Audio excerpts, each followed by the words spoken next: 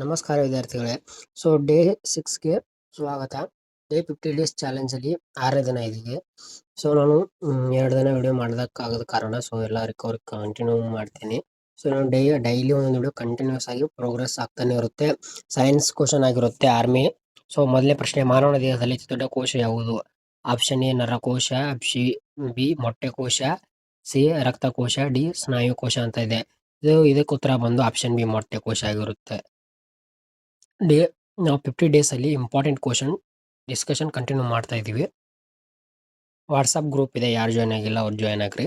So important updates ಎಲ್ಲ ನಿಮಗೆ ಗ್ರೂಪಲ್ಲಿ ಸಿಗುತ್ತೆ ಫ್ರೀಯಾಗಿ. ಓಕೆ, ಭೂಮಿಯ ವಾತಾವರಣದಲ್ಲಿ ಹೆಚ್ಚು ಇರುವ ಅನಿಲ ಯಾವುದು? ಆಪ್ಷನ್ ಎ ಆಮ್ಲಜನಕ, B nitrogen, C carbon dioxide, D hydrogen. ಇದಕ್ಕೆ ಉತ್ತರ ಆಪ್ಷನ್ ಬಿ ನೈಟ್ರೋಜನ್. ಮೂರನೇ ಪ್ರಶ್ನೆ ನೋಡಿ, ವಿದ್ಯುತ್ ದೀಪದಲ್ಲಿ ತಂತು ಯಾವ ಲೋಹದಿಂದ ಮಾಡಿರುತ್ತದೆ?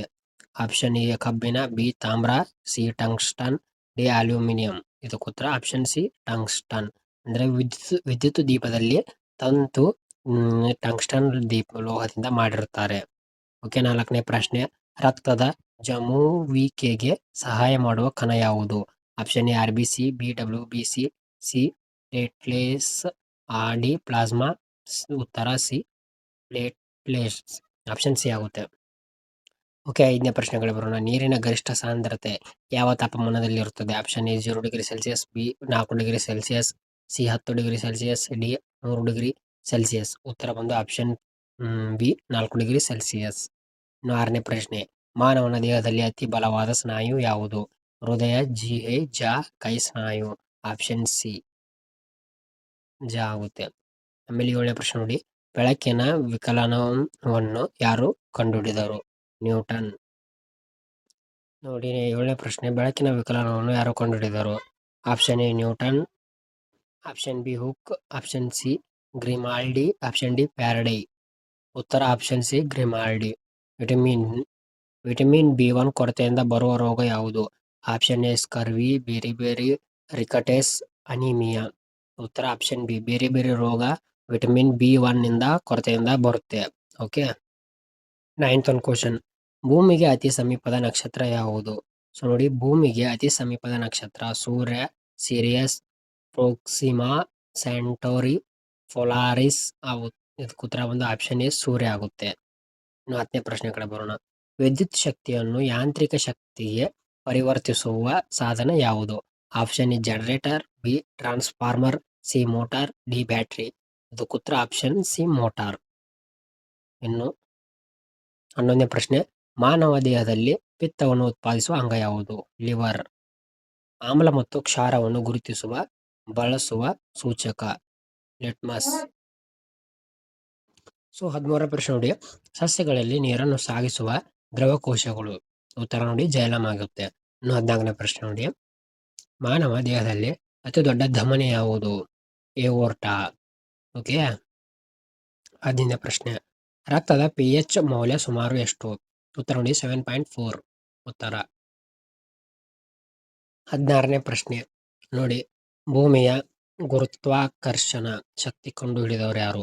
Isaac Newton. ಮಾನವನ ದೇಹದಲ್ಲಿ ಎಷ್ಟು ಜೋಡಿ ರಿಬ್ಸ್ ಇವೆ? ಉತ್ತರ ನೋಡಿ 12 ಜೋಡಿ ಇವೆ. 18ನೇ ಪ್ರಶ್ನೆ, ಆಮ್ಲಜನಕವನ್ನು ಸಾಗಿಸುವ ರಕ್ತದ ಭಾಗವು ಯಾವುದು?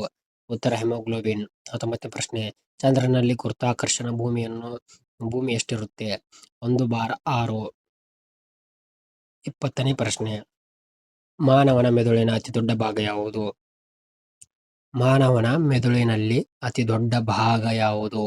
ಸೆರೆಬ್ರಮ್ ಆಗುತ್ತೆ. ಹಾಗೆ 21ನೇ ಪ್ರಶ್ನೆ ನೋಡಿ, ವಿಟಮಿನ್ ಕೆ ದ ಕೆಲಸ ಏನು? ಉತ್ತರ ನೋಡಿದ್ರೆ ರಕ್ತ ಜಮುವಿಕೆ. ಉತ್ತರ. 22ನೇ ಪ್ರಶ್ನೆ, ಗಾಳಿ ಒತ್ತಡ ಕಡಿಮೆ ಇದ್ದರೆ ಏನಾಗುತ್ತದೆ? ಉತ್ತರ ಮಳೆ ಸಾಧ್ಯತೆ. ಹಾಗೆ 23ನೇ ಪ್ರಶ್ನೆ, ದೇಹದಲ್ಲಿ ಶಕ್ತಿಯ ಮೂಲ ಆಹಾರ ಯಾವುದು? ಉತ್ತರ ಕಾರ್ಬೋಹೈಡ್ರೇಟ್. 24ನೇ ಪ್ರಶ್ನೆ, ಶಬ್ದ ಅಲೆಗಳು ಯಾವ ಮಾಧ್ಯಮದಲ್ಲಿ ವೇಗವಾಗಿ ಸಾಗುತ್ತವೆ? ಉತ್ತರ ಘನದಲ್ಲಿ. 25ನೇ ಪ್ರಶ್ನೆ, ಮಾನವ ದೇಹದಲ್ಲಿ ಅತಿ ಉದ್ದ ಎಲುಬು ಯಾವುದು? ಫೀಮರ್ ಆಗುತ್ತೆ.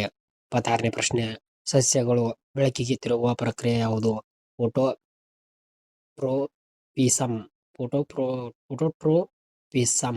ಓಕೆ, 27ನೇ ಪ್ರಶ್ನೆ, ವಿದ್ಯುತ್ ಶಕ್ತಿ ಅಳೆಯುವ ಘಟಕ ಯಾವುದು? ಕಿಲೋ ವ್ಯಾಟ್ ಗಂಟೆ.